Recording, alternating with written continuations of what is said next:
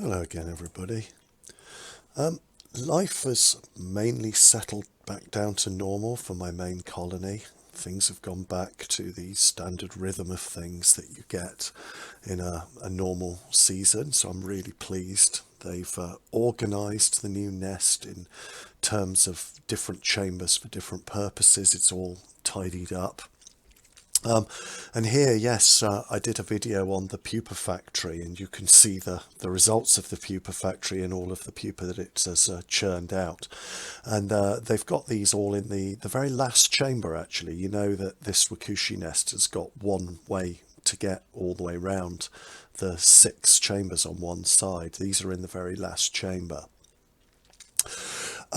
And actually, looking around the rest of the nest, there are a lot of larvae. Well, not a lot. There's still some larvae left, mostly quite large larvae in the final stages. So it won't be long before these are added to the pupa room as well. And there's a little bit of sort of medium-sized larvae, but it's really sparse actually, the medium larvae that's now left. And there's only a very few chambers, and there's not very many of them in those chambers. So they've still got, I mean, all of this larvae is came through hibernation. Here's some smaller ones, but yeah, all of this larvae came through hibernation. So none of this is new this season. But you can see that they are getting to the end of processing it all. But there is nothing to worry about because the queen has been extremely busy and has laid a gigantic pile of eggs. So the new season is kicking off in style.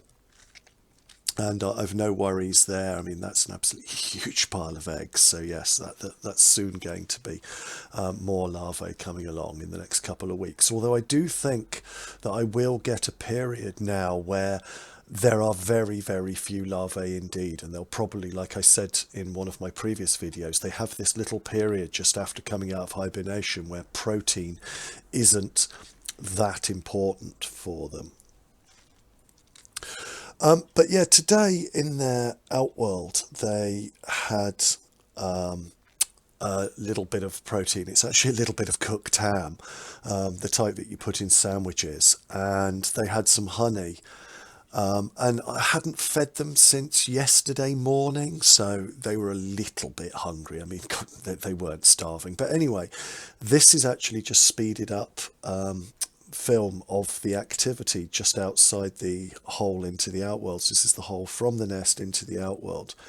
And I love watching stuff like this. I love the level of activity that I get with them now, the trails of them going backwards and forwards. I can watch doorways, holes, the pipe. I love the pipe as well. It's really lovely watching them going up and down the pipe or up and down the string. I'm really pleased that I did those two things. They've worked out really well, and it's really fun watching them.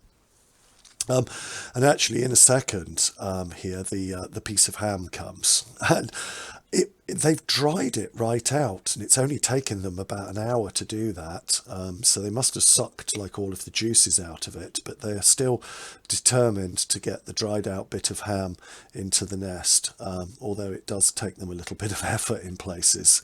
Ants can be very stupid sometimes when it comes to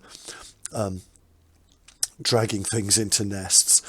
And it's just random almost. It's just trial and error. They all sort of pull in various different directions, and eventually they can wiggle things into a certain position and get it so that they can get it through holes.